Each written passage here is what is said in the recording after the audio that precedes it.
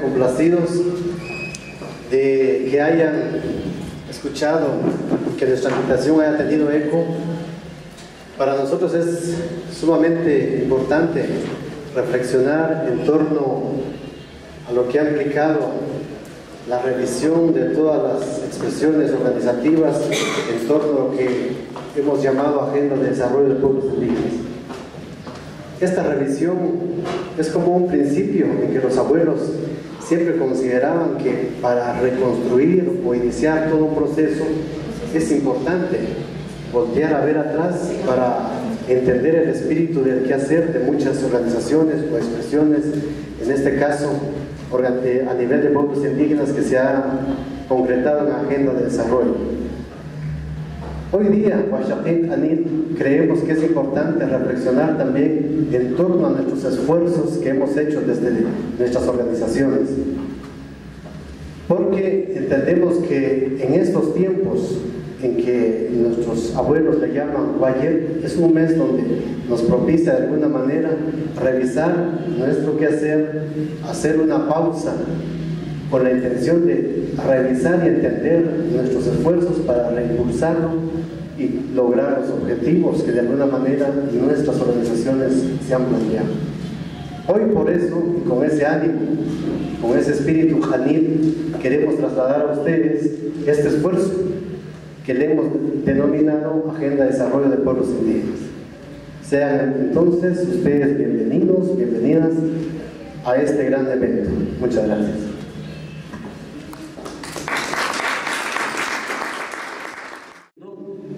De acuerdo al calendario maya. Reshue se ha venido constituyendo desde la década del 70, y así de Reshue, pues como entidad técnica que ha surgido desde Reshue, hemos tenido a bien de desarrollar todo un proceso en estos años, de la cual también ustedes han sido partícipes a partir del año pasado, para elaborar la Agenda de Desarrollo de Pueblos Indígenas. Es un proceso que trasciende justamente el ámbito cultural. Nosotros nos planteamos que esta agenda tiene que ver desde varios puntos de vista, partiendo de lo cultural en su esencia, no desde la definición folclórica, sino desde la esencia de la cultura del pueblo maya, en el ámbito político, porque plantea demandas. Es justamente lo diferente al ámbito político, el ejercicio del poder, las relaciones de poder.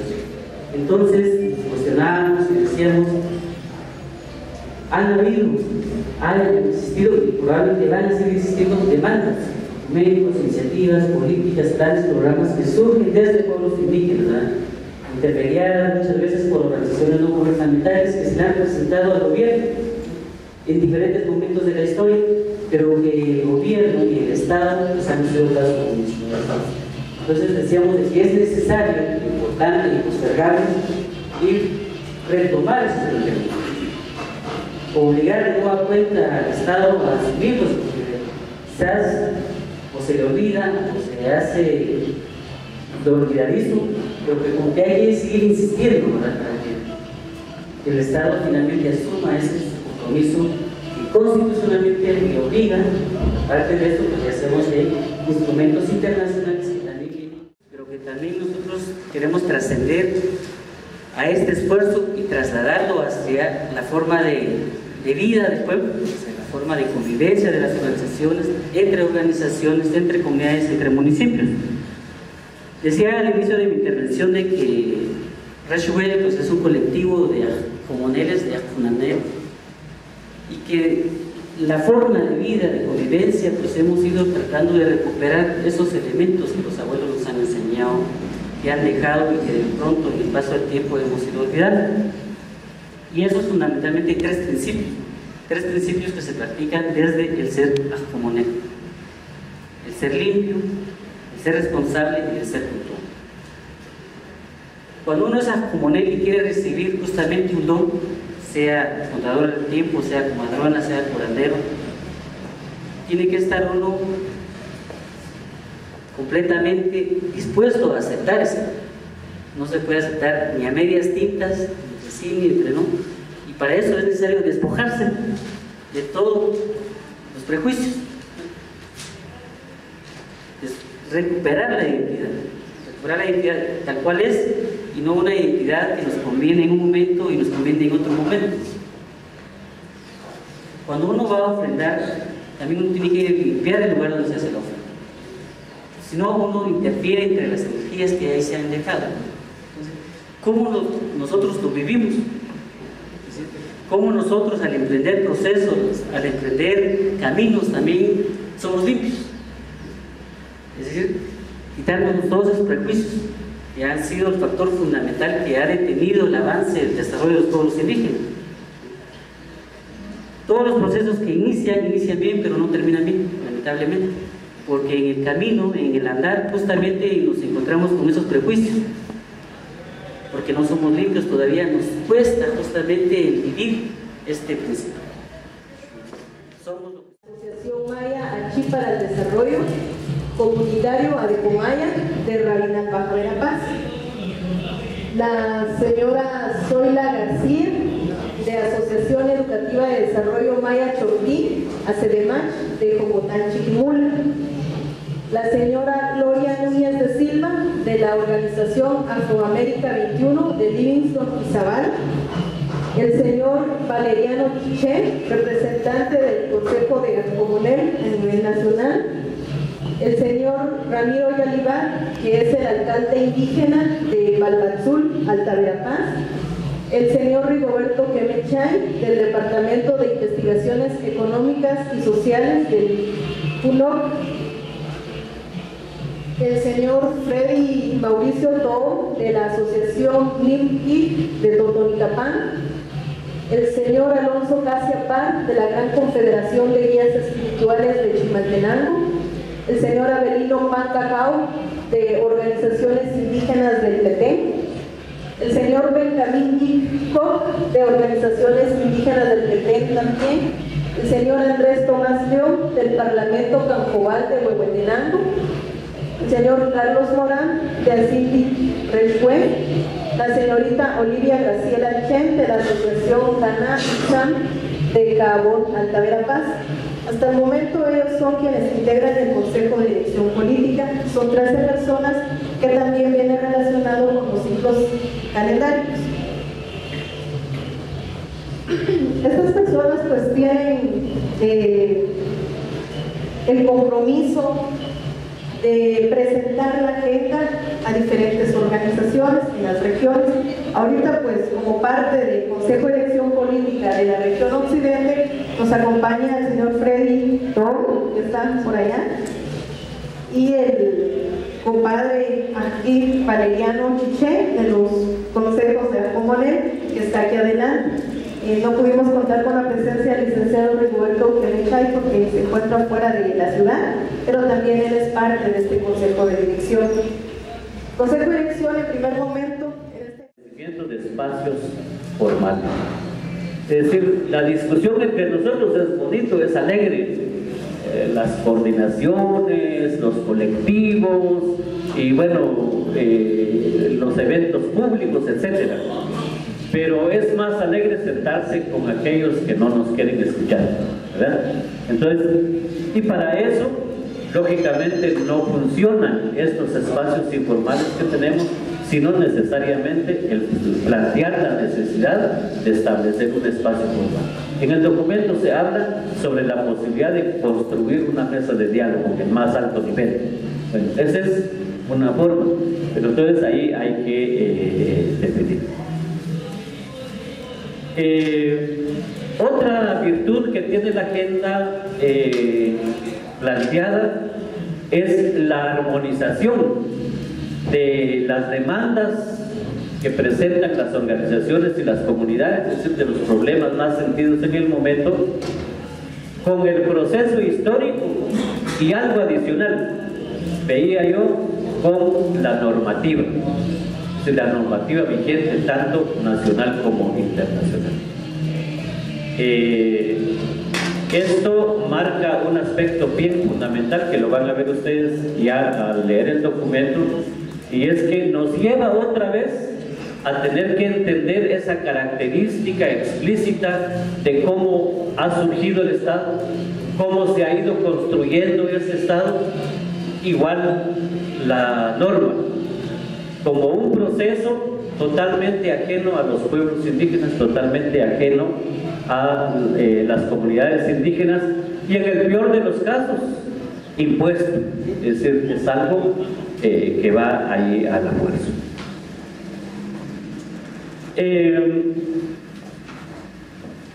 Hay un enfoque de desarrollo bastante desarrollado en la agenda. Entonces, cuando ustedes van a ver, hay una propuesta concreta, y la propuesta es optar por un enfoque de desarrollo hoy por hoy denominado el buen vivir. Esto realmente representa un salto muy grande.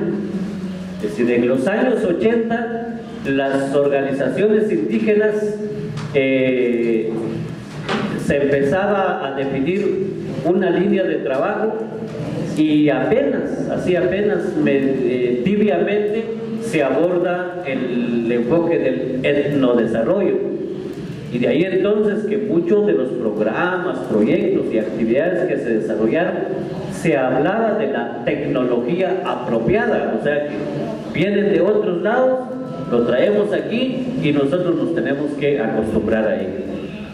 Entonces, es decir, en esa década de los 80 la discusión era, bueno, y las organizaciones indígenas que hacen trabajo de desarrollo, ¿cuál es el enfoque que le van a dar? Y entonces medio se tocaba el tema del desarrollo. Yo diría que finalizamos el milenio con eso, y apenas a principios de este milenio, entonces se empieza otra vez a poner en debate el tema y se opta por el desarrollo con identidad, pero no se dice exactamente cuál es, ¿verdad? Es como cuando hablábamos antes, ¿verdad? Ese solo es un medio. ¿Y cuál es el fin? Nunca se explica cuál es el fin, ¿verdad? Entonces sucedía un poco lo mismo, es decir, vamos a optar y demandamos del Estado un desarrollo con identidad. Pero ¿cuál es eso? Es decir, como que no pudimos en ese momento darle el nombre cabal. Hoy por hoy, entonces, la agenda hace ese aporte, es decir, plantea como un modelo de desarrollo el tema del buen vivir. Eso tiene sus pros y sus contras. Es decir, por un lado hay es un proceso de desarrollo con identidad y que se constituye hoy por hoy como uno de los aportes que los pueblos indígenas del mundo le están dando a la humanidad. Es decir, ya se ha ensayado distintas corrientes y olas del desarrollo. Sin embargo, hoy, los pueblos indígenas están dando ese aporte a la humanidad. El planteamiento, al menos como lo abordan, por ejemplo, los pueblos indígenas del sur, es que es una contracorriente, es una contraposición a lo que es el desarrollo economicista, el capitalismo, ¿verdad? Es decir, entonces nosotros muchas veces nos oponemos, ¿verdad? Es decir, estamos en contra del capitalismo, en contra del neoliberalismo, pero ¿y qué proponen? Ahí cuesta, no sale, ¿verdad? Uno mira para arriba y para abajo y no sale. Entonces ahí está, es el buen vivir. Entonces eso es un enfoque que a mi criterio pues da un salto cualitativo en ese aspecto. Ahora, los objetivos. Nos decía Mario que ellos, en la agenda se definen 3 objetivos.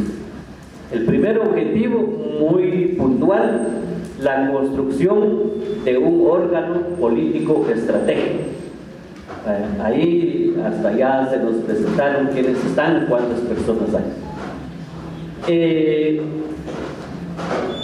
La agenda, en ese sentido, presenta la oportunidad para generar nueva institucionalidad para los pueblos indígenas. Miren, hablamos de organizaciones propias de los pueblos indígenas, hablamos de institucionalidad, y cuando nos preguntan, mire, ¿y cuáles son las organizaciones propias de los pueblos indígenas? Nos cuesta decirlo. Y cuando dicen, ¿y cuáles son las instituciones propias de los pueblos indígenas? Cuesta.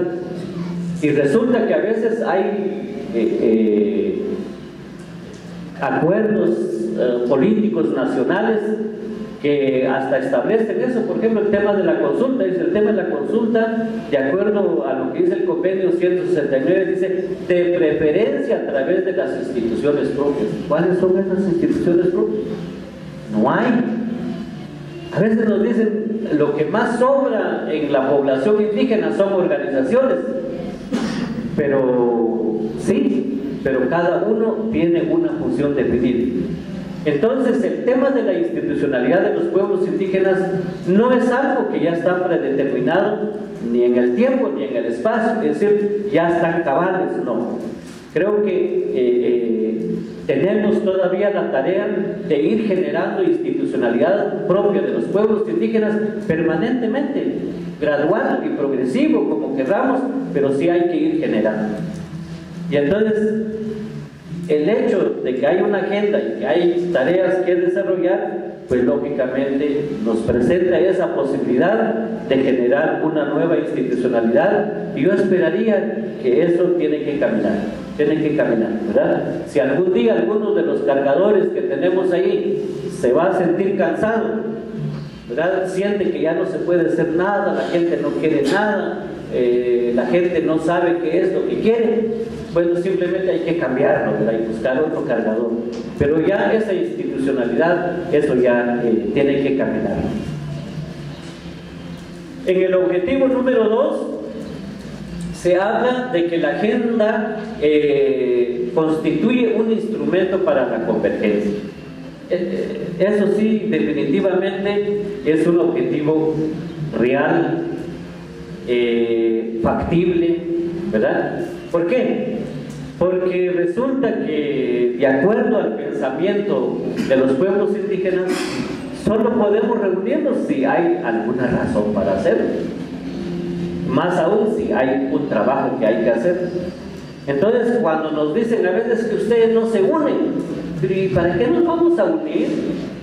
¿Para qué? ¿O por qué nos vamos a unir? ¿Verdad? Entonces, pero cuando hay tareas concretas, como en este caso hay una propuesta concreta que es la agenda, entonces definitivamente ese es algo que va a ayudar, definitivamente, ¿verdad? Entonces yo creo que ese objetivo nuevamente, ¿verdad?, nos va a ayudar en esa dispersión que muchas veces se refleja y que sentimos y que lo decimos, no la división, la dispersión. Entonces la agenda lógicamente cumple esa función de que nos puede ir articulando. El tercer objetivo habla ya digamos sobre la construcción del Estado plurinacional. Miren, este es un tema todavía no agotado, ¿verdad? Es decir, es muy importante a mi criterio establecer metas de largo plazo. El Estado plurinacional, la construcción del Estado plurinacional es algo a largo plazo. Y creo que si tenemos una agenda a 10 años plazo, yo creo que estamos bien, es decir, no estamos diciendo que ya el otro año. Fíjense que si pensamos en periodos de gobierno, estamos pensando de que pasará el gobierno que se elige en este mes de septiembre y pasará el gobierno que se va a elegir dentro de 4 años, y entonces se negociará con el tercer gobierno. Es decir, ese es un poco, si lo vemos cronológicamente, de acuerdo al calendario político, ¿verdad? Pero hay que estar conscientes que para lograr alcanzar eso, lógicamente se requiere agotar otras etapas. Son como gradas, ¿verdad? Es como escaleras. No podemos nosotros dar un paso de aquí hasta el segundo nivel, no. Necesitamos algo para poder alcanzar ese segundo nivel. Entonces, en ese sentido, para lograr la construcción de un Estado plurinacional, a mi juicio se requiere agotar la fase de la construcción del Estado pluricultural, multilingüe y multiétnica, tal y como quedó plasmado en el Acuerdo de Identidad y Derechos de los Pueblos. Que hoy las acciones que se hacen, los pocos avances que hay, todavía distan mucho de las expectativas que para los pueblos indígenas implica ese compromiso político construido sobre la base de un consenso nacional. Entonces yo creo que ahí, digamos, ya cuando vamos a ver las acciones, vamos a ver de que hay mucho, digamos, que apunta hacia el Estado pluricultural, apunta hacia la construcción de una nación pluricultural. Es muy importante, es decir, tenemos que afianzar la vida de nación, la vida de pueblos, para poder dar ese salto que se requiere. Aquí hay algunas personas, hermanos nuestros, ¿verdad?, que creen que ese es muy difícil.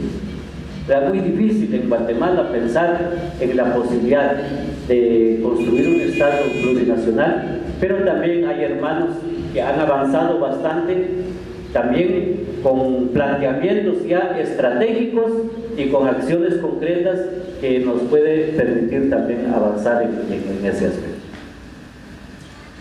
En relación a los principios, realmente la profundidad con el que se nos presentó, yo diría de que mi comentario en relación a los tres principios es fundamentalmente de que es un nuevo aporte para la discusión, para el debate. Miren, el tema de los principios, hablamos mucho, digamos, ya en el pensamiento y en la dinámica indígena. Los principios mayas, ¿verdad?, la filosofía maya. Y ¿cuáles son los principios? Y entonces algunos dicen que son 20, otros dicen que son 13, otros dicen que son 7. Y hoy me encuentro yo que son 3, ¿verdad? Yo opto por los 3. Y aquí digo por qué, ¿verdad? Primero, porque hay un elemento de asociación que nos permite muy fácilmente comprender. Es decir, cuando nos presentaban ahí el Xucú, el Fogón, ¿verdad? Entonces no necesitamos mucho esfuerzo para poder. ¿Y cuáles son los principios del pueblo maya? Son 3, tal cosa y tal cosa. Es decir, es muy sencillo nos poder, es decir, hay algo que nos recuerda, ¿verdad? Por el otro lado, es que estamos demostrando y manteniendo esa capacidad de síntesis que tuvieron los mayas. Es decir, los mayas no se dispersaban mucho para explicar las cosas. Imagínense ustedes cómo pueden ellos manejar el sistema numérico, igual que las demás matemáticas, solamente con 3 símbolos, ¿verdad? El punto, la barra y el número 20. Y con eso se van al infinito negativo y al infinito positivo. Es bellísimo, ¿verdad? Y a nosotros nos gusta, no, mejor 20, mejor si son 40, mejor si son 6, no, está bien. Es decir, pero lo que quiero decir es de que hoy por hoy el documento, digamos, es el que contiene el número de principios más limitado, más reducido, sintético que yo conozco, ¿verdad? Y entonces eso también para nuestra gente es muy fácil aprender 3, ¿verdad? Ya en relación, digamos, al contenido propio de la propuesta, si ustedes ven, digamos, el gran tema es reforma al Estado. Para mí que esta opción de reforma al Estado retoma el proyecto político de los pueblos indígenas, como ya dije anteriormente, plasmado en los acuerdos de paz, pero específicamente en el acuerdo de identidad, cuyo valor, es decir, ¿por qué es importante mencionar los acuerdos de paz? Porque es producto de un consenso nacional. O sea que eso ya está discutido. Ya no lo vamos a discutir otra vez. Ya se discutió con los sindicalistas, ya se discutió con la Iglesia Católica, ya se discutió con los partidos políticos, ya se discutió con la exguerrilla, ya se discutió con los ex soldados. O sea, ya no podemos, ¿con qué más hay que discutir? ¿Verdad? Entonces ya es un consenso y entonces ahí lo que tenemos que ver es cómo avanzar en eso. esta opción de reforma al Estado también se fundamenta en la posibilidad real de construir un verdadero proceso democrático, participativo y pluricultural, pero conscientes que para los pueblos indígenas es el camino más largo y dificultoso.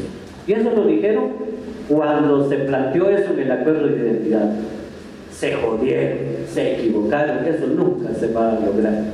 No, los indígenas, la representación indígena en ese tiempo, sí sabían que era cuesta arriba y sabía que eso iba a costar, pero le estaba apostando, digamos, al proceso de democratización. Aquí, mis estimados hermanos, ¿verdad? Como en cualquier otro ambiente, todos pensamos de distinta manera, y eso es una gran riqueza que hay. Yo quisiera subrayar que solo por eso, que recoge nuevamente el proyecto que ya estaba consensuado, la agenda puede tener muchos adeptos. Y eso nos tenemos que alegrar por eso, va a haber mucha gente que lo va a apoyar. Pero de igual forma vamos a encontrar muchos opositores, incluso dentro de nosotros mismos. ¿Por qué? Porque los pueblos indígenas en este momento aún se manifiestan distintas concepciones políticas e ideológicas. Por lo menos hay tres fundamentales, ¿verdad? Hay un sector fuerte de los pueblos indígenas que le apuesta a la democratización de este país. Si cree en este país, reconoce ese Estado, aunque no es de nosotros, pero le está apostando. Es decir, hay que irrumpir el Estado, hay que calcar ese Estado y poco a poco nos vamos metiendo. Ese es el proceso de democratización.